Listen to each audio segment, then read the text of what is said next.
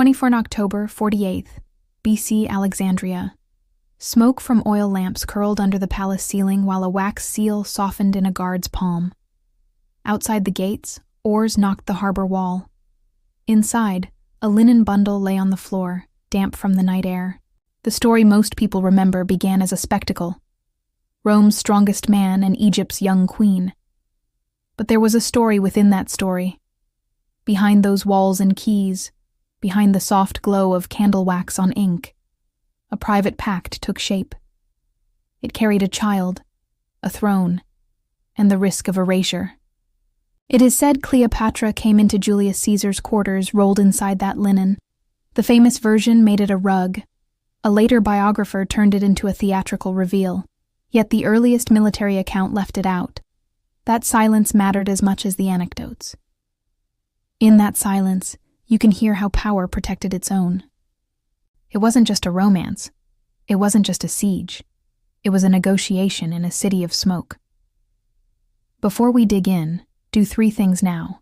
Like this video, subscribe, and comment, Alexandria. We combed contradictory sources, court notes, and later Roman moralists to reconstruct this. Your support helps us keep reading torn vellum and charred papyrus, so these voices are not lost. Next, we will trace the aftershocks, the propaganda war that made Cleopatra a villain and Octavian a savior. 2 weeks earlier, Caesar had arrived in Egypt chasing a civil war across the sea. Gnaeus Pompeius Magnus, Pompey, his former ally turned rival, had been killed on a quiet beach near Pelusium on 28 September. He stepped off a small boat, hoping for refuge from Egypt's boy king, Ptolemy III. The boy's minders thought a murder would please the Roman victor. They were wrong. Caesar was disgusted. He took Pompey's ring in his hand and refused a public celebration. The message was clear. Rome's old order would be reborn under him, not in back-alley kills by terrified courtiers. Alexandria, meanwhile, strained under its own load of dynastic law and hunger for grain. Ptolemy III was about 13. His sister and co-ruler Cleopatra VII was around 21. Ptolemaic custom forced sibling co-rule. Power really hung with the regent Pothinus, the general Achilles, and a rhetorician named Theodotus. Cleopatra had been expelled months before. She camped near Pelusium, gathering desert allies and watching the gates. She read Roman dispatches. She knew Caesar was near. A court physician's private note, likely copied generations later, had a line in tight Greek. Restless night.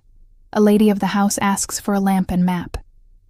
If the note was hers, Cleopatra planned in the dark. She had learned to speak languages that her father could not. Later, Plutarch praised her voice more than her face. It was a voice that could turn a room. But voice alone did not lift palace keys. How she entered Caesar's chambers came to us in fragments. Plutarch's rug story glowed with theater. The author of the Alexandrian War, close to Caesar's circle, stayed quiet. He had reason. A general's memoir did not dwell on private visits. A Greek merchant's letter from Alexandria to a partner in Rhodes, if genuine, held a line. At the west gate, a linen pack passed late, signed by a Roman seal. The letter could be a forgery, made to sell to collectors in later centuries. Or it could be the only eyewitness sentence we have. We mark it as disputed. We move on, careful. Cleopatra stepped over a threshold that night. Suddenly, she was not a fugitive trying to raise Bedouin cavalry. She was a claimant with an audience. Candle wax dripped onto a map of the Nile. She and Caesar arranged themselves across a low table. Each had a need the other could meet. He needed funds to pay his veterans, grain for Rome, and a stable Egypt that bent toward him. She needed a Roman guarantee that her brother's handlers would not end her reign, or her life. Caesar listened more than he spoke. He had learned to let others fill the room. He had seen the city's walls and gates. He knew its harbors were deadly if closed. He had one legion with him in a metropolis of hundreds of thousands. A crisis could trap him. He was brave, but not careless. Cleopatra made her case with law and lineage. She referred to a will of her father, Ptolemy the Olites, that had been deposited in Rome and named Caesar as executor. Roman law and Egyptian custom were not the same, but the paper, if it was read aloud under a Roman seal, changed the room. The boy king's regent, Pothinus, smelled the change. He sent secret messages to Achilles, calling for shock and force, not law. One letter was intercepted. Its lines spoke of driving out the foreigner, meaning Caesar, and ending the woman's insolence, meaning Cleopatra. Caesar had the letter read in council. Pothinus stood silent. He was executed in the courtyard, not as a spectacle, but as a warning. The Alexandrian War treated it as a necessary removal. A later moralist called it cruelty. A palace porter's tiny note, 3 words, has survived only in paraphrase, bells at dawn. Perhaps the household watched executions in the day's first light. It could be a scribe's metaphor. We cannot know. Achilles marched with a large force at the city gates. He counted on the streets, the tight stone lanes, the heat, the panic. Caesar tightened his perimeter around the palace quarter, the Brucheion. He anchored ships in the royal harbor and tried to control the causeways. Cleopatra was inside. Some sources called her a hostage, others a partner. Both could be true. Politics makes room for contradictions. In the palace, keys turned. Seals were impressed on messages with soft wax and sent into the night. The first shots in the Alexandrian War were small. Then they grew. There was a fight near the docks. A line of fire ran along stored timbers. That fire spread to neighboring buildings. Later, poets blamed Caesar for burning the library. That accusation thrilled audiences. It gave a single villain to a complicated disaster. The earliest military account said the burn began in the docks and took some warehouses and books stored there.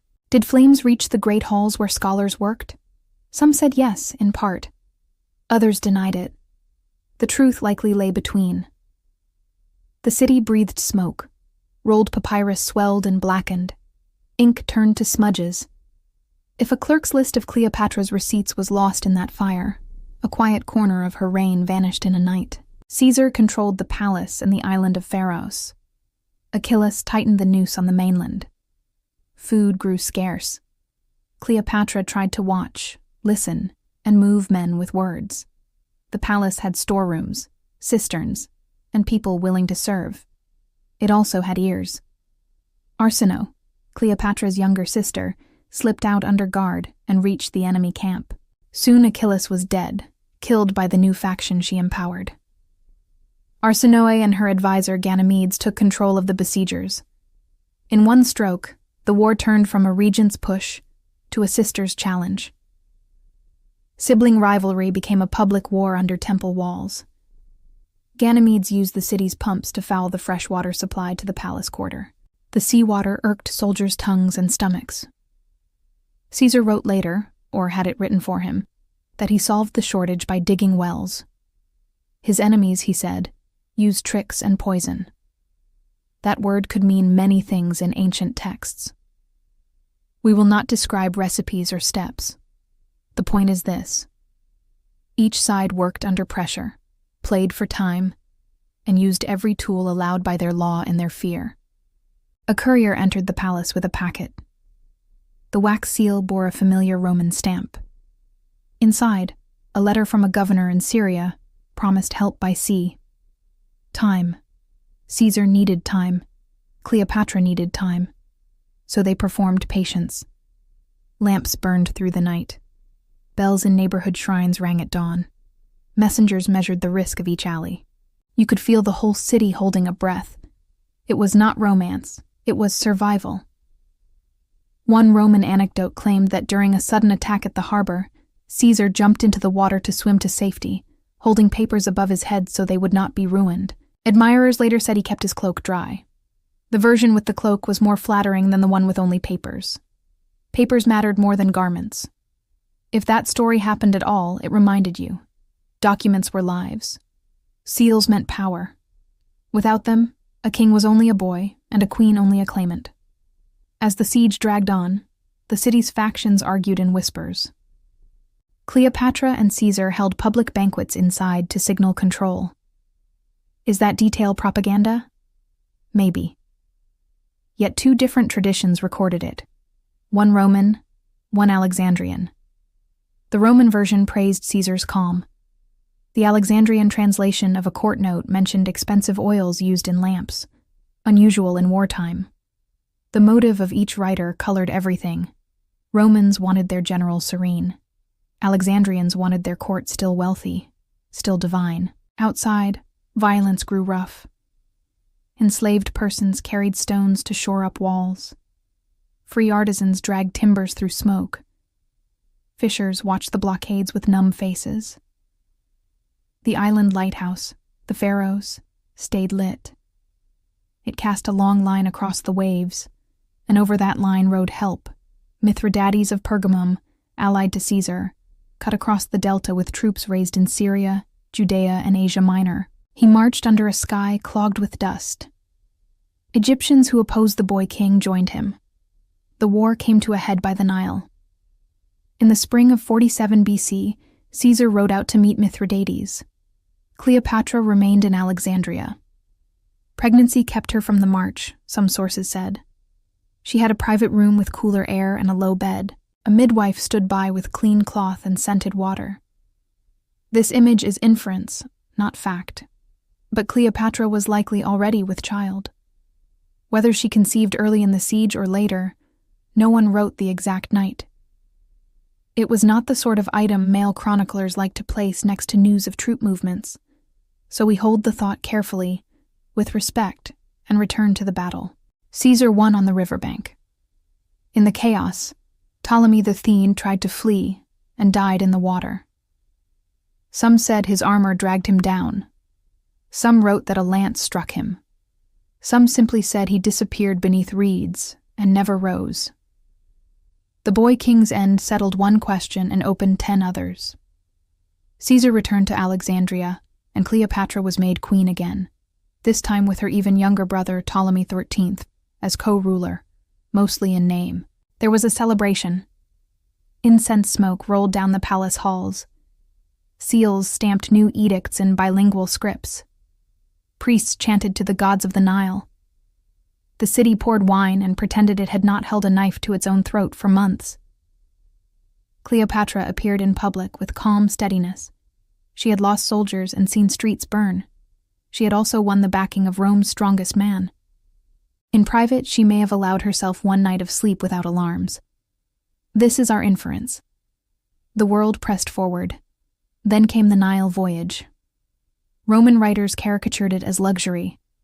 Alexandrian priests recorded visits to temples, offerings, and new dates added to the calendar to mark the victory. Both lines could be true. Cleopatra and Caesar floated upriver in a barge with silk shades. Musicians plucked slow melodies. At each bend, the banks opened to fields, shrines, and statues with long history. Caesar had seen Gaul's forests and Spain's dry hills. The Nile was older. It demanded respect in a different register. Cleopatra knew the names of villages, the distances between canals, the faces of priests. She had been trained for this since she was a child beside the water clock, nodding as courtiers explained flood levels to her father. A papyrus fragment from a temple near Dendera, later reused as scrap and found centuries afterward, listed offerings made by a queen who is mother of a king. The date matched the first year after the Alexandrian War. The title could be formal flattery, or it could hint at a child already born. Most scholars place Ptolemy XV, later called Caesarion by the people, in June of 47 BC. One astrologer's table, copied in late antiquity, gave a date near midsummer. That table's origins are disputed. The name, however, is undisputed. Ptolemy XV, Philopator, Philometor Caesar. Son of Cleopatra VII, claimed son of Julius Caesar. The city gave him the nickname. Caesarion, Little Caesar. Roman accounts diverged hard here. Suetonius, writing in the early 2nd century, claimed Caesar recognized Caesarion as his. He also reported that Caesar denied fathering any child except a single daughter, Julia, from his earlier marriage. Contradiction inside one author. Plutarch repeated rumors in both directions. The author of the Alexandrian War, near Caesar's time, did not say. Silence again, heavy as wet cloth. Why deny a child? Roman law and religion bound Caesar. He was married to Calpurnia. He was Pontifex Maximus, high priest of Rome. To marry a foreign queen would have violated Roman norms and inflamed enemies. To recognize a foreign son publicly as heir would have set fire to the Senate. But to ignore the child completely in front of Cleopatra and her court, that also carried risk. So the record slid into half-light. Cleopatra returned to ruling. She had a kingdom to run and a boy to raise under temple ceilings painted with stars.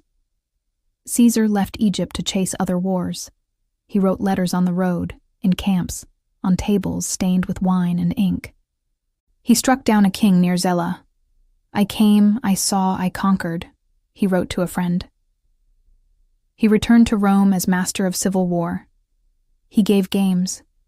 He reformed the calendar with the help of an Alexandrian astronomer, often named as Sosigenes by later writers. We must be honest. We lack a signed tablet that says Sosigenes did this. The tradition is strong but not beyond doubt. What we know is that Egyptian solar expertise shaped Rome's new count of days. Cleopatra's city whispered inside Rome's year. In 46 BC, Cleopatra arrived in Rome. She did not come as a hostage. She came as a queen lodged across the Tiber in the gardens Caesar owned, the Horti. She brought musicians, scholars, priests with shaved heads to keep ritual purity.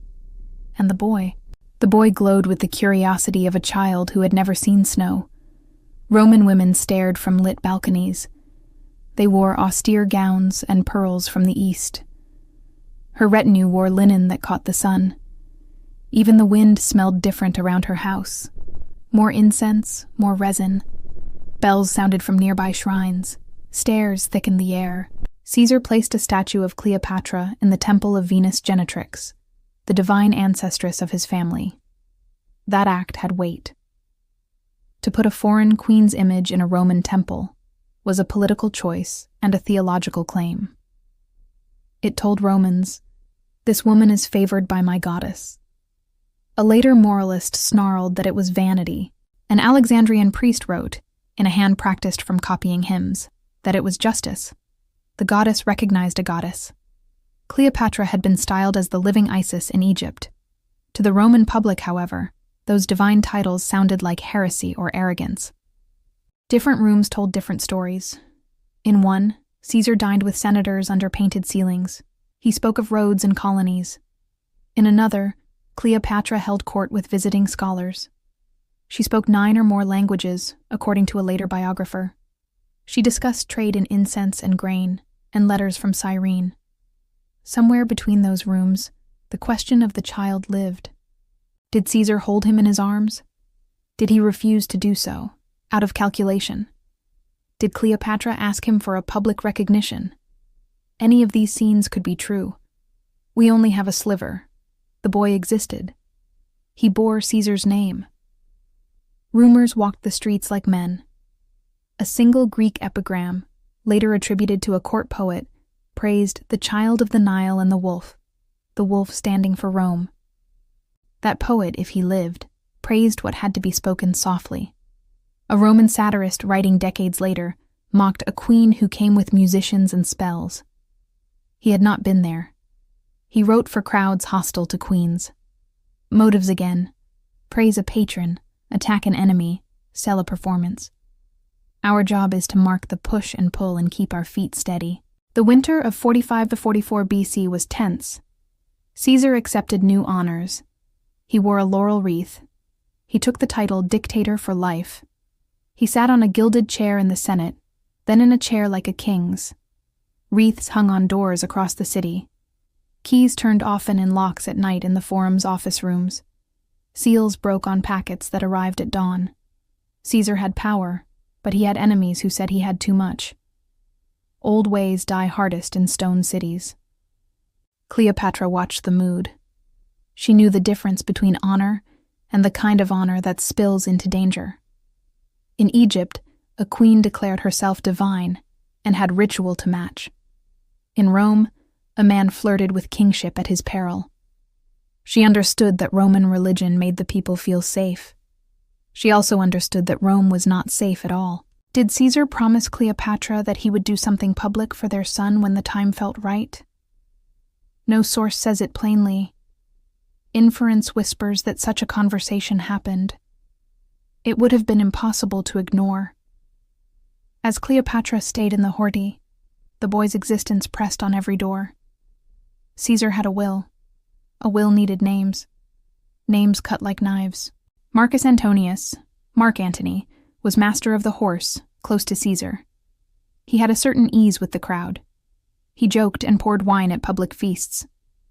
Gaius Octavius, later called Octavian and then Augustus, was a slim teenager with a sharp glance. He was Caesar's great-nephew. He listened more than he spoke. He measured rooms. Suetonius later wrote that Caesar loved the boy and kept him near. But love and law are not the same. In Rome, law keeps the seal. Law has keys. On the morning of 15th March 44th BC, the bells rang early, and traders lifted their stalls' shutters. Smoke rose from sacrifice altars. Caesar left his house for the Senate. He had been warned by priests to wait. He did not wait. He passed through gates and under statues. A packet of papers was tucked into his hand as he entered. He did not read them. Men waited inside with pale faces. The daggers were small. The politics were vast. We will not narrate the steps. We will say only that he fell under a storm made by men who called themselves liberators. They were senators, some of them with good intentions, many with tangled grudges. He died at the base of a statue of Pompey, the man whose death had shocked him on a beach not long before. Ironies often gathered in Roman marble halls. News slammed into the Horti like a door. Cleopatra was in Rome, most sources agree, for at least part of that winter. Some said she was still there that week. Others said she had left. If she was there, she fled the city soon after. That can be read between lines. No public records refer to her in Rome after the Ides. She had enemies. She had a child to protect. She knew the speed of Roman mobs. She knew who would be blamed when men needed someone to blame who could not strike back. The next act did not happen in a street. It happened in a room heavy with wax and paper. The will was brought out. The guardians of documents turned keys. Seals broke. Witnesses stood by. The pages were read. Caesar had adopted Octavian as his son. He had named him heir. He had left gifts to the people. He had not named Caesarion. This was a legal act and a political signal. It was also, for Cleopatra, a personal blow. If Caesar had promised anything different in private, it died with him under the weight of Roman law. The law congressed with knives and won. That opening of the will created the line that would run through the next years of Cleopatra's life. In Egypt, she raised her son under temple lamps and called him king. In Rome, a boy across the sea watched men's eyes and learned to smile when he needed to. Octavian knew that the biggest prizes were given in daylight. He also knew how to remove rivals in shadows. The sources we have for these days were not kind to Cleopatra. Later Roman historians, writing under emperors allied to Octavian's legacy, painted her as a spell-casting temptress who ruined noble men. The motive was clear. If she was evil, then the man who crushed her later became a savior, not a conqueror. Alexandrian records, filtered through temple language, praised her piety and intelligence. They skipped over mistakes. Refugee letters, rare and often forged, added color at the cost of certainty. A Jewish historian, writing in the 1st century, mentioned Cleopatra mainly to place Herod in the story. He wrote for his own community's memory and Roman patrons. Each writer wrote for someone. What fragments suggest is this. Cleopatra and Caesar met as political equals trapped by their obligations. They used affection, reason, and the language of gods to make a bridge. They also used each other. That is not a moral judgment. It is a description of two sovereigns who had learned that survival in their world was never pure. After Caesar's death, cover-ups began. Not in the crude sense of burned records and purges, though those came later in different contexts, but in the softer sense of silence and framing. A clerk stamped a note, reschedulable, and moved a set of meetings from spring to never. A priest scratched a date change on a temple ledger and marked it with a rose oil stain. A Roman orator told a story on the forum steps and edited Cleopatra out. You can feel the erasure if you look closely. One Roman source claimed that the statue of Cleopatra in the Temple of Venus Genetrix remained for some time. Another suggested it was quietly removed. The two claims cannot both be fully true. Perhaps it stood until new politics demanded clean lines. Perhaps it left earlier. In either case, the symbol was unstable. A foreign queen in the Roman heart was not a statue. It was a question.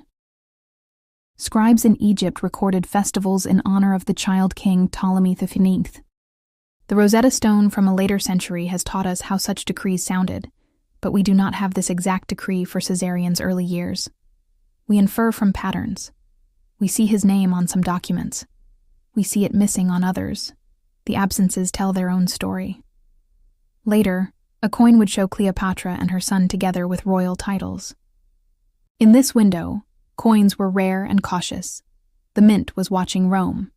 In Rome, a youth named Octavian read his adoptive father's will and began to gather allies. He played modest and hungry. That combination disarmed older men. Mark Antony played large and unafraid. He insulted some people he did not need to insult. The two men were not yet enemies, but friction had started. In Egypt, Cleopatra consolidated her court. She replaced Ptolemy XIII, her younger brother and co-ruler, after he died. Roman hostile sources hinted at poison. They would, wouldn't they? We cannot confirm how he died. We can confirm that the boy who followed beside her throne, Caesarion, mattered more with each passing month. A palace scene sold in later centuries shows Cleopatra bending over wax tablets, listening to a priest read out dates, and marking off days for festivals. The artist put in jars of honey, baskets of figs, and a reed pen on the floor. The image is romantic. It skips the tension. Yet parts of it ring true. She chose the calendar of her court as a weapon. She linked her son to gods. She created anniversaries. Anniversaries outlive battles. Bells at dawn ring even when walls fall. Was there a final betrayal in these years? You could point to the knives in the Senate. You could say Caesar was betrayed by his friends. You could say Cleopatra was betrayed by a system that could not imagine recognizing a foreign queen as the mother of its ruler. You could point to Caesar's will not naming the boy, and ask if that was the final turning of the key against her. Or you could say the final betrayal was quieter. A set of archives that reduced her to a caricature, a library of stories that burned her complexity to ash. What remains uncertain? The private words, the nods, the sighs in candlelight.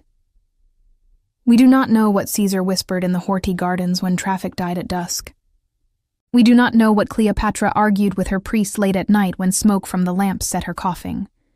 We only know that two lives touched in a city of gates, and from that touch came a boy and a long war over memory. In the next stretch, the war for memory became a war of armies. Mark Antony stepped into the space Caesar left. Octavian measured the room and removed the furniture, one piece at a time.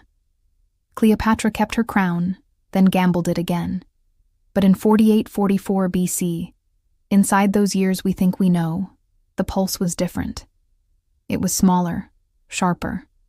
Wax seals, keys and locks, incense in small rooms, quiet calculations like beads moving under a thumb. You can stand at the harbor in Alexandria today and not see the palace under the water. Earthquakes and time took it. You can stand in Rome and not see the old temple doors with their iron hinges. New myths lock them closed. But if you listen, you might hear bells at dawn on a morning when a queen and a general decided to share a table. A week after the Ides, the temple doors closed and the city held its breath.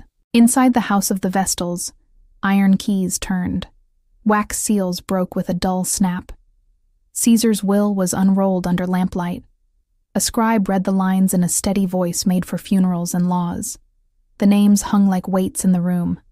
Gaius Octavius, adopted and renamed. Public gifts to soothe the streets. No line naming Caesarion. No clause for the queen across the river. Paper decided what knives had opened. In another house, across the Tiber where gardens smelled of damp earth and cypress sap, a messenger arrived at Cleopatra's door. We do not have the exact words he spoke. We can infer the effect. The legal act cut under her ribs more cleanly than the rumors had. She had known the risk. She had waited under the palace lamps in Alexandria when she chose to carry this child. Still, to see the door shut in ink was different. It thickened the air.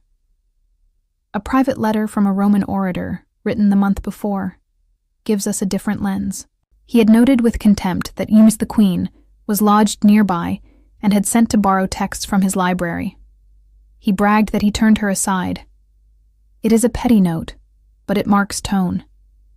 Many Roman elites did not want to be seen as her friends. Their motives ranged from prudence to prejudice to real fear of Caesar's rising court. That same orator later wrote he detested her.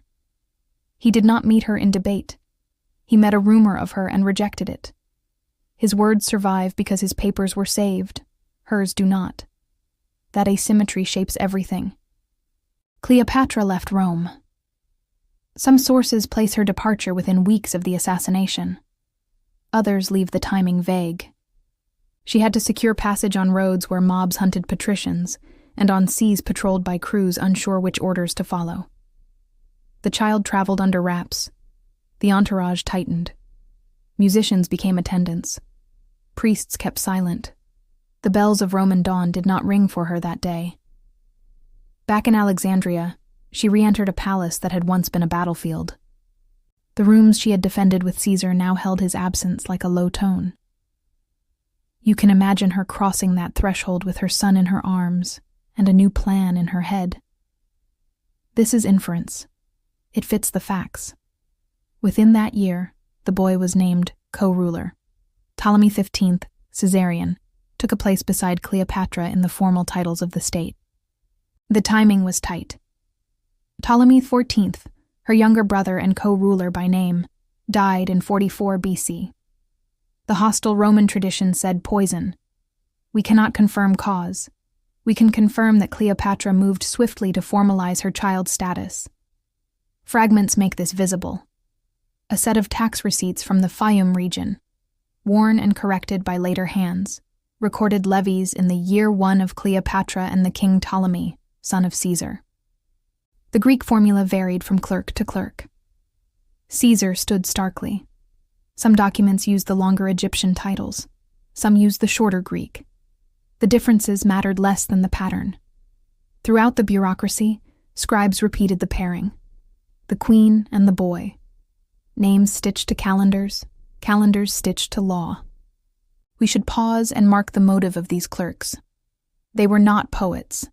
They were paid to make exact statements that kept shipments moving and salaries paid. Their bias was toward order. When their lists survive, you can trust their dates more than a senator's speech. But clerks seldom explain why an order came. They tell you what was, not how it felt. They freeze smoke into lines of ink. The boy's image appeared at first, not on coins, but on relief and in formula. Later, carved scenes would show Cleopatra and Caesarion presenting offerings to the gods at temples like Dendera and Hermonthis. Those carvings were not newspapers. They were theology on stone. They told visitors how to see the rulers. Still, they show two things that matter here. She presented him as a rightful king, and she anchored that right in religion, not in Rome. In those same months, stories spread in Rome about the queen's supposed plans. One tale claimed Caesar had planned to move the capital east, to Alexandria or to Troy, and that Cleopatra had urged him. That charge surfaced in biographers written decades later. Its motive was clear. It painted Caesar's murderers as protectors of the city, and the queen as a threat to its sacred soil. It likely never had a meeting's minutes. It had a purpose. It turned law into theater. We killed a tyrant to keep Rome Rome. In that frame, Cleopatra became the foreign pole dragging a hero toward betrayal. Convenient. Inside Egypt, the mood was different. Priests crafted hymns that placed the boy under the care of Horus, the child god who embodied restored kingship after a murder. That pattern was old.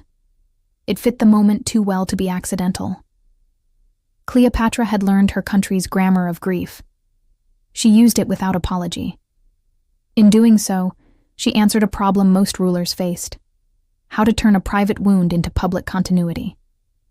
The candles in temple corridors burned into small pools, and the wax tablets of the scribes recorded names with steady calm.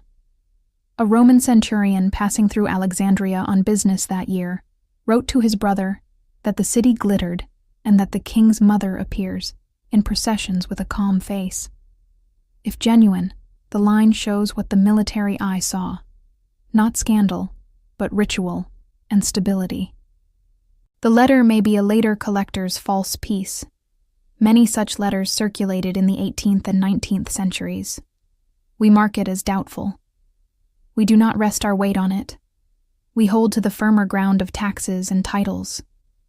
What about Caesar himself in those last months? Did he knowingly choose a clean Roman succession over the woman and child in his garden? Or was he keeping options open, planning a path to introduce Caesarion as a client king and favorite without naming him in a Roman will? The sources split. Suetonius tucked a rumor into his biography that Caesar had thought of moving to Egypt and making legal changes to clear the way for a new line. Plutarch weighed whispers with caution. The historian of the Alexandrian War had no reason to address this at all. He wrote short, clean, and close to military events. The private note of a court official in Rome, preserved in a later compilation, said simply, "The will was kept with the Vestals for some time. There were no surprises to those who knew." That last sentence feels like hindsight. We flag it as likely editorial. Another scene deserves light. On the feast of Lupercalia in February 44 BC, Mark Antony offered Caesar a diadem in the Forum. Caesar refused to cheers. Some took this as proof he did not seek kingship. Others saw it as theater to test the crowd. Cleopatra's name does not appear in accounts of that day, but she was in Rome that winter. She heard the bells. She had ears at those ceremonies, even if she kept her distance. She understood signals. If she had once hoped for a recognition that put her boy within Rome's line, that hope cooled at the sound of that crowd's reaction. Again, this is inference. The sources do not record her face. Cicero, that sharp orator, wrote sour sentences about her not long before the Ides. He complained about her demands, her status, and even about a promise she allegedly made to send him books from Alexandria. The queen's arrogance, he called it. He had no reason to flatter a foreign sovereign lodged under Caesar's protection. His bias was political and personal, yet his notes confirm basic facts. She was there, she was active, she was not hiding. The complaints are evidence of presence, not proof against her character. They tell us about him. Meanwhile, in Alexandria, the memory of the siege was still fresh. Veterans of the palace guard had scars under their robes. Enslaved porters remembered hauling water upstairs while arrows hit the wall outside. A group of lighthouse workers, whose job it was to keep the pharaoh's flame steady in the wind, had become minor heroes to children who had never seen battle. Those workers heard a rumor that the queen had named her son a king and smiled into their cloaks. This line is narrative, not sourced. But cities keep the people who make them breathe. Their reactions mattered as much as policies. Was the statue of Cleopatra in the Temple of Venus Genetrix taken down after the assassination? Two source traditions diverge. One, friendly to Caesar's legacy, implied it remained at least for a time. Another, written under emperors anxious to show Roman purity, suggested it was removed quietly to avoid offense. The temple keepers left no note about the hour keys turned. Later restorations erased earlier scratches. If you walk in today, you feel centuries, not a single decision. The final betrayal in this period, as the title promised, sat in the meeting of law and love. Some will argue that betrayal needs intent. We do not have Caesar's mind, only his acts. But the effect is clear. The man who had shared a table in a besieged palace, given support to a hunted queen, and traveled the Nile at her side, left a Rome-sealed paper that named another boy as son and heir. That paper weighed more than whispers, more than statues, more than courtyard rumors. It decided where legitimacy flowed and how histories would tilt. Cleopatra pivoted accordingly. She turned her face toward Memphis and Thebes, toward granite and ritual, and away from marble faces that smiled while counting votes. You can see it in the rhythms of her court. Petitioners began to phrase their requests in ways that highlighted the queen's motherhood and the boy's divine protection. Priests refreshed old festivals that celebrated the union of Isis and Osiris and the protection of Horus. Offerings of bread and beer multiplied. In the palace, a little chair was placed beside a larger one at ceremonies. The chair's legs were lower, but it had the same pattern cut into it. That detail is an inference drawn from scenes in relief. It matches known practice. Roman politics did not stop at the city's walls. News traveled in packets of ink and wax. The new alignments, Antony with Caesarian veterans, Octavian with the weight of the will, crossed the sea inside letters carried by men with calloused hands. Cleopatra received envoys. She spoke them language by language. She kept her options open because the situation beyond her gates was fluid. A single flood changes the Nile's path for a season. A single speech could change Rome's. Here we face a thin patch in the record. For the exact weeks when Ptolemy XIV died and Caesarion was proclaimed co-ruler, we do not have a daily log. We have a scattering. A demotic papyrus recording alone hints at the regnal formula. A Greek ostracon from a village mentions the year as of Cleopatra and Caesar. A court hymn copied centuries later lists queens who restored Ma'at, the principle of balance, placing Cleopatra among them. It is not a court calendar. It is a memory. We treat it carefully. Not everyone in Egypt cheered. Some members of the Greek-speaking elite in Alexandria had opposed Cleopatra before, and saw her new move as provocation. Their letters do not survive, but their later behavior, when Rome returned in force, suggests networks that never fully accepted her. They preferred a buffer monarch controlled by Roman governors, not a queen with her own line. Motive mattered to them. Property rights, trade monopolies, status. It always does.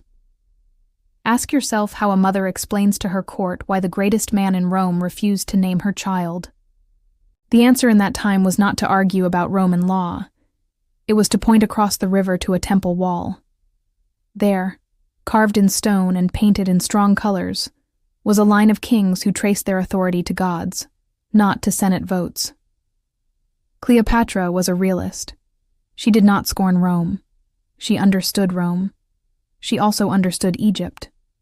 So she built a story that could survive if Rome turned against her. That was not betrayal. That was strategy learned from years of living behind locked doors. What of Caesar's personal feelings? That is the place where most later writers went soft. They wanted a love story, or they wanted a moral lesson about corruption by luxury. Suetonius included gossip about banquets. Plutarch praised Cleopatra's conversation.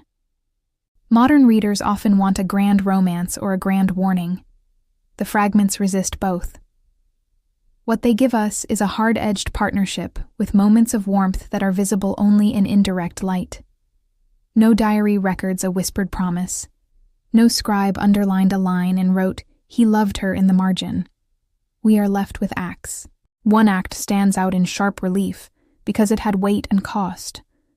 Caesar put a statue of Cleopatra in a Roman temple and invited her to live as a sovereign near Rome's heart. Those were public actions, and they did not happen by accident. They demand an explanation beyond lust. He saw in her a partner who could stabilize the richest grain supply in the Mediterranean, the revenue of a monarch, and a culture that made sense of the calendar he himself was reforming. Egypt helped him organize time. Egypt fed his capital. Egypt anchored his wars. He risked offense for that. He did not risk his rule by naming her son in his will. That line is the line that matters. Another fragment returns us to an earlier fire. A set of catalog slips from a library on the Betrayal, if the copies are faithful, record losses during the siege with the dry note, "Gone to the sea." Was that a clerk's bitter joke about books burned at the docks? Was it a metaphor added later by a scholar with a taste for poetry? We cannot be sure. What we know is this. When papyrus burns, it curls into black shells and falls. When a life's paper does not burn but is simply omitted from a testament, the silence is cleaner and cooler, and harder to argue with. As the year 44 BC closed, Cleopatra had arranged a throne for herself and a small throne for her son. She had secured the temples. She had replaced a brother whose death, as we said, remains a point of dispute. She had made a government still, after a storm. In Rome, Octavian read and reread his adoptive father's will. He learned names as if learning spells. He knew which seals he needed to break and which he needed to protect. He did not know Cleopatra personally. He knew her as an obstacle in futures he sketched in ink. Mark Antony wrote to Cleopatra around this time, according to later summaries of lost correspondence. The summaries hinted at courtesy and requests for grain. Antony's motive was straightforward. His troops needed food. His career needed Egypt. Cleopatra's motive was also straightforward. She needed Roman allies who accepted her son's titles. If those letters existed as described, then their tone in 44 BC was businesslike. The temperature rose later. Here it stayed cool. The cover-up of this period was not grand. It showed itself in the way public speech ran past Cleopatra to talk about Antony and Octavian, as if they alone mattered. When historians of the next generation set out to write their lives, they moored Cleopatra at Antony's side and pulled her back into his shadow. They were writing for audiences who lived under Augustus, Octavian renamed, and had accepted his version of events. In that version, Caesar had a legal heir. That heir made the world safe. The queen was a complication, and complicated women were easier to flatten. You will ask, perhaps, does it matter whether Caesar loved Cleopatra or whether she loved him? It matters less than what they built and what was denied. Their intimacy, whatever its shape, produced a child and a brief peace with terms. Those terms were torn in a room with keys and seals. The child became a symbol. Symbols often carry more weight than sons. Now return with me to 2 doors. One in Rome, thick, bronze, watched by the Vestals. One in Alexandria, painted wood, watched by eunuchs and guards with quiet sandals. Behind the first, a will lay under a linen cover. Behind the second, a boy slept while a queen ranked lists and signed orders. The distance between the 2 doors was not measured only in miles. It was measured in law, ritual, and reputation. It was measured in who could decide a future with ink. A final triad, because the old redders were right about rhythm. It wasn't just love. It wasn't just power. It was the struggle to decide who writes the seal and who opens it. If you are listening for erasures, listen also for bells at dawn. They rang on the morning when Cleopatra first crossed a threshold to see Caesar. They rang in the palace when Pothinus died. They rang in Rome when a crowd cried at Lupercalia. They rang the morning after the knives, when clerks walked to a temple to open a will. Bells do not choose sides. People do. In the years after 44 BC, this story fed a bigger storm. Antony and Octavian turned from uneasy allies to rivals. Cleopatra re-entered Roman stories as a prop and a target. But that belongs to another video. Here, We close the file on a tighter frame. Alexandria's smoke, Rome's keys, a child named for a man whose paper did not name him back. Why does it matter now? Because buried inside a grand narrative of empire and brilliance, there is a smaller, harder story about documents and doors. Because a queen's intelligence and a general's calculation shaped law and religion as much as longing. Because a final act of exclusion taught a lesson about how power preserves itself, with ink as much as iron. You will not find a single gold plate that says, "Betrayed." You will find a thread that runs from a linen bundle on a floor to a sealed scroll in a temple. You will find people, with their needs and fears, pushing through gates and breathing smoke, choosing which names will ring when dawn bells call the city to wake.